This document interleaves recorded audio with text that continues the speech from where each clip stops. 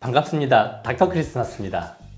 이제까지 영상에 질문들을 많이 주신 분들이 계셨는데 제가 바쁜 관계로 이 댓글을 다 못 달아드렸어요. 그래서 웬만하면 질문 올라오신 부분들을 댓글의 형태로 제가 다 답변을 달아드리려고 하는데 그 중에 이 질문들 10가지를 제가 뽑아서 이른바 성형외과 전문의가 알려주는 베스트 10 질문, 오늘 답변하는 시간을 가져보도록 하겠습니다.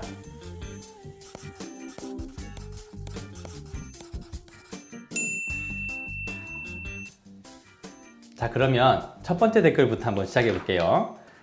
김미화님께서 질문을 주셨고요. 안녕하세요. 영상 재밌게 봤습니다. 어렸을 때부터 팔자주름이 심해서 다들 제 나이로 안 보더라고요.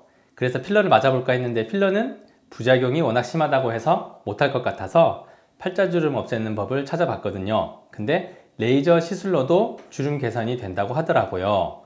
그 기기가 피코슈어 레이저라고 하던데 이 기기가 어떤 건지 알 수 있을까요? 하고 질문 주셨습니다. 우선은 팔자주름이 필러로 해결이 가능한 부분인데 100%는 아니지만 어느 정도는 해결이 필러로도 가능하다. 하지만 부작용이 워낙 심하다고 들은 건 좀 과장되게 알고 계신 것 같아요. 팔자주름을 필러를 저도 하루에도 막 4-5분 이상씩 시술을 해드리고 계신데 부작용이 워낙 심하진 않습니다. 대부분 다 괜찮고요. 가끔 가다가 극단적인 사례에서 한두 건 그렇게 문제가 되는 것이고 그렇게 걱정할 정도는 아니다. 그래서 필러를 하셔도 괜찮다 이거고, 근데 필러 자체가 부담스러우시니까 레이저 시술로도 어떻게 할 방법이 없는지 알아보고 계신 것 같은데 지금 알아보신 피코슈어라는 레이저는 피부의 색소성 병변을 해결해 주는 레이저입니다. 즉 리프팅하는 레이저가 아니고 피부의 문신이라든지 반영구 타투라든지 빨간색, 파란색, 깜장색의 염색소가 있는 이런 색소성 병변을 해결해 주는 레이저이기 때문에 팔자 필러를 펴주는 레이저는 아니다, 이렇게 알고 계셔야 되고, 팔자 필러를 시술하는 영상은 제가 한 번씩 제가 이쪽에서 보시면 알겠지만 시술 어떻게 하는지 영상 올려놓은 게 있고요. 조회수가 상당히 좋은데 한번 가셔서 한번 보시도록 하고요. 팔자 주름을 해결해 주는 레이저에 대해서는 우리 피부과 전문의 오수진 원장님과 이 하이프 장비에 대해서 한번 얘기한 적이 있어요. 그래서 하이프 장비를 제가 추천을 해드리니까 이쪽 영상 링크 찾아 들어가셔서 오수진 원장님과 제가 하이프 기기에 대해서 설명해 드린 부분 찾아서 한번 보시기 바랍니다. 그 다음 두 번째 댓글, 우리 도연 김님께서 질문을 주셨고요. 전빼기 영상을 보고 이제 그 질문을 달아주셨는데 2019년 11월 14일에 땡땡 의원에서 21개의 점을 빼고 일주일 동안 듀오덤을 붙이고 그 후에 재생크림을 열심히 바르고 있는데도 원래 점 크기보다 면적이 2~3배로 갈색 또는 약간 붉은색으로 지금까지 너무너무 스트레스를 받고 있다. 원래는 볼펜으로 콕 찍어 놓은 것 같은 크기였는데 지금 상태로는 컨실러로 가리지 않으면 보기 흉할 정도의 상태가 되었습니다.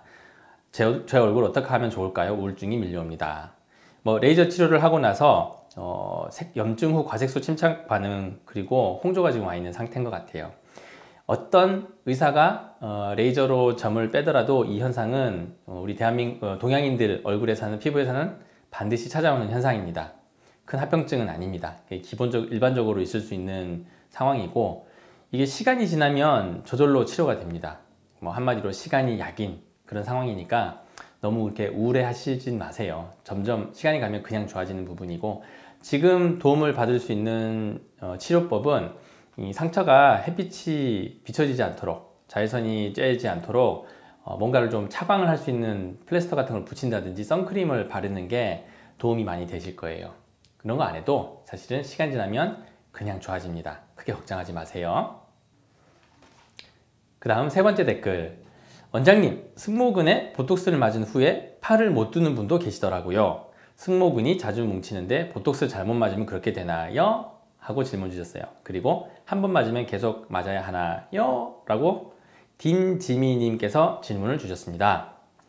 이 보톡스를 승모근에 맞으면 이 승모근이 원래 갖고 있는 기능 자체가 이 어깨를 이렇게 으쓱 숄더 엘리베이션 하는 역할이 있기 때문에 이 숄더 엘리베이션 하는 게 좀 힘들어지는 건 사실입니다. 그렇다면 용량을 좀 줄여서 맞아야 되겠죠. 다음 회차 때는 한 번 맞으면 유지하기 위해서는 계속 맞는 걸 도움을 드립니다. 아파서 치료를 하는 게 아니라면 미용적인 목적이라면 꼭 맞을 필요는 없습니다. 자, 그럼 네 번째 댓글로 가볼게요. 저도 얼굴에 왕점이 있습니다. 바티스트 님이 질문을 주셨습니다.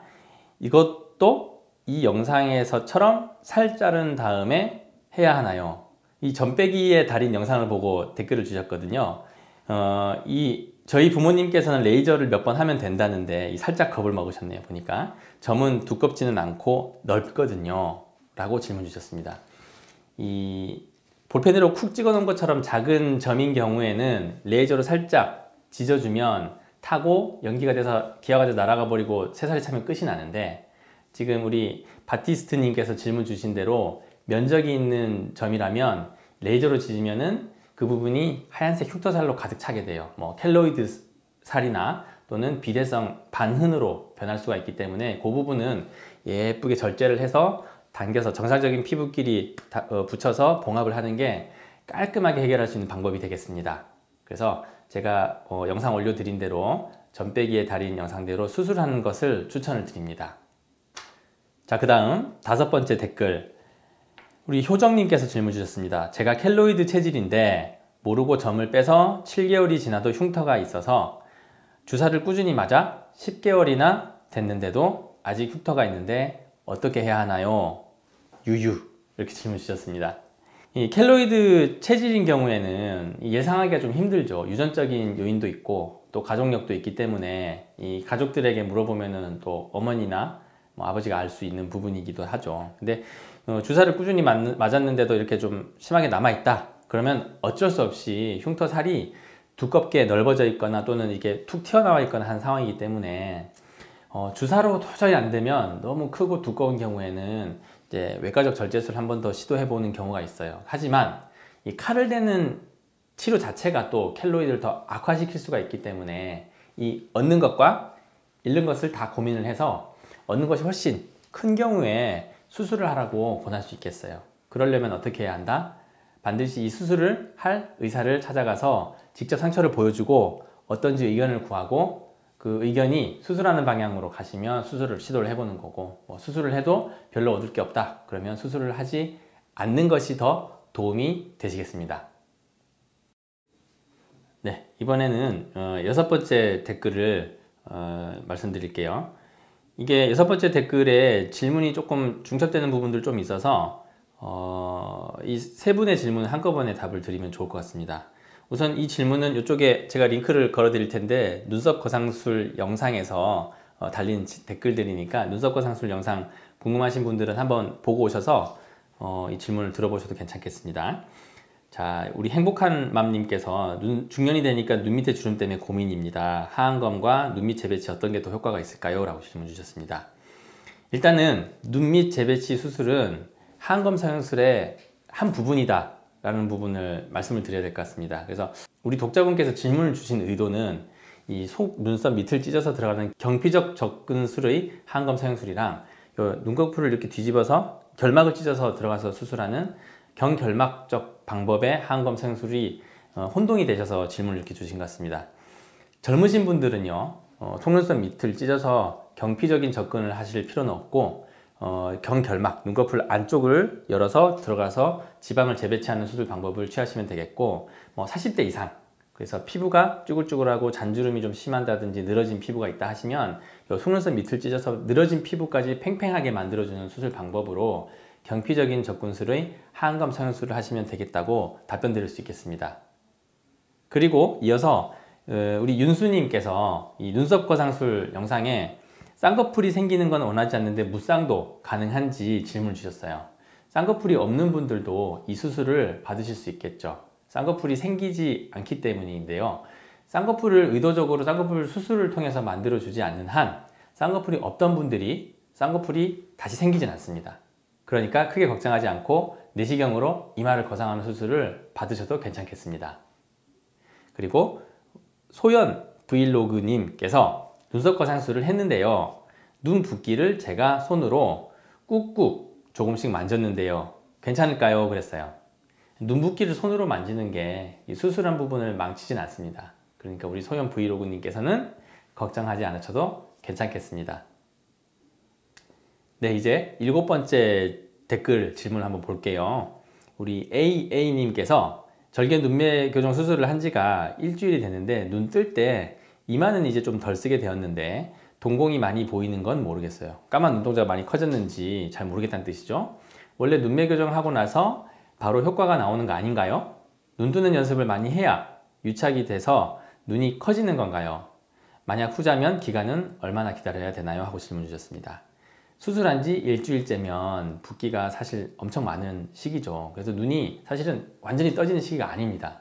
그래서 이때 동공이 많이 보이는 걸 기대하기는 현실적으로 좀 어렵고요. 시간이 적어도 한 달 이상은 지나야지 눈이 붓기가 빠지면서 좀 더 편하게 떠집니다. 눈매 교정을 하고 났을 때 이 까만 눈동자가 좀 더 또렷하게 보일 수 있는 결과물은 한 달 정도 돼야 보이는 거고, 눈매 교정 수술을 하고 바로 효과가 나타나는 게 아니라는 점 제가 말씀드리는 거고요.